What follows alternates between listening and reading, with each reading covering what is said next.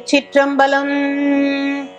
தென்னாடுடைய சிவனே போற்றி, என் நாட்டவர்க்கும் இறைவா போற்றி. மலர்ந்த மார்கழி மாதத்தில் 11ஆம் நாள்.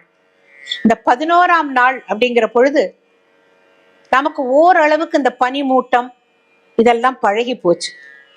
சிவனது பாடல்களை பாடிக்கொண்டு தெருவில் பஜனை வருகிறார்கள், வீதி வலம் வருகிறார்கள், இதெல்லாம் பழகி போச்சு.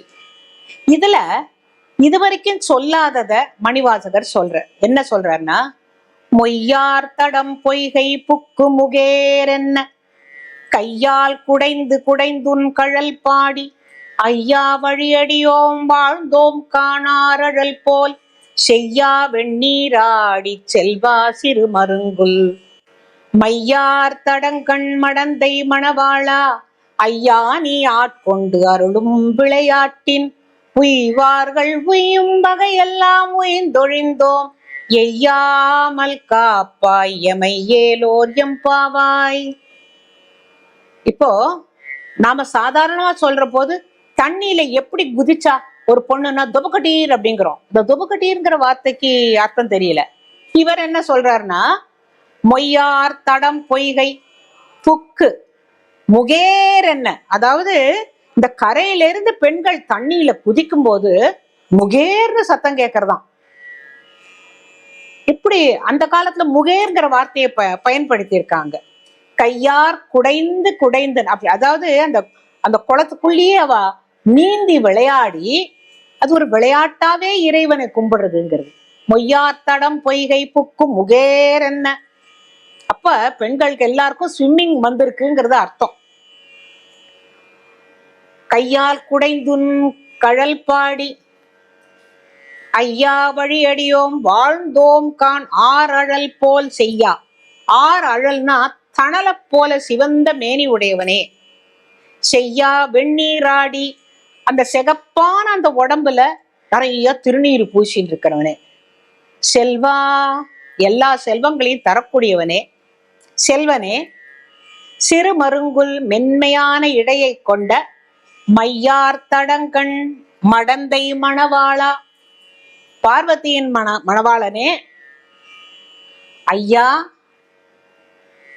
நீ ஆட்கொண்டு அருளும் விளையாட்டின், அதாவது நீ எப்படியெல்லாம் எல்லாரையும் ஆட்கொண்டு அருள்கிறாய் அப்படிங்கிறத உய்வார்கள் உய்யும் வகையெல்லாம் உய்ந்தொழிந்தோம். எங்களுக்கு தெரியும் நீ சுந்தரரை எப்படி தடுத்தாட்கொண்டாய், சம்பந்தரை எப்படி தடுத்தாட்கொண்டாய். 3 வயசு குழந்தைக்கு பாலை கொடுத்து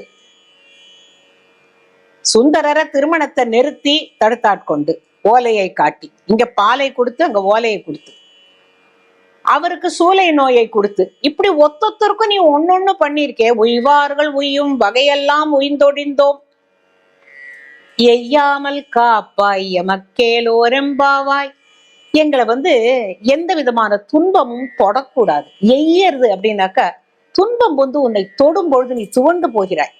யாரா இருந்தாலுமே நல்லா இருப்போம், ஒரு சின்ன துன்பம் வந்த உடனே நாம் வாடி போயிடுறோம். மனசும் சோர்ந்து முகம் கூம்பி ஒரு எதுலையுமே பற்றில்லாம போறதுக்கு காரணம் அந்த துன்ப புயல் லேசா அடிச்சாலே நம்ம இப்படி ஆறோம்.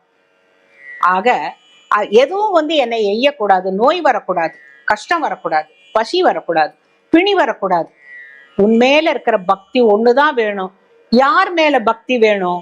அந்த சிவந்த மேனியை உடையவன், வெந்நீர் அணிந்தவன், செய்யா வெந்நீராடி செல்வா சிறு மருங்குல் மென்மையான இடையை கொண்ட அந்த பார்வதியின் நாயகனே, எங்களை எந்த விதமான துன்பமும் எய்யாமல் காக்க வேண்டும் இறைவா.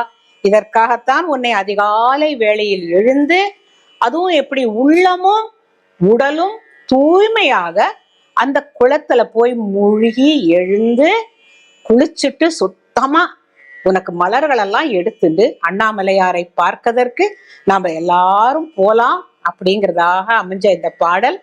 இனி நாளைக்கு அடுத்த பாட்டை பார்க்கலாம்.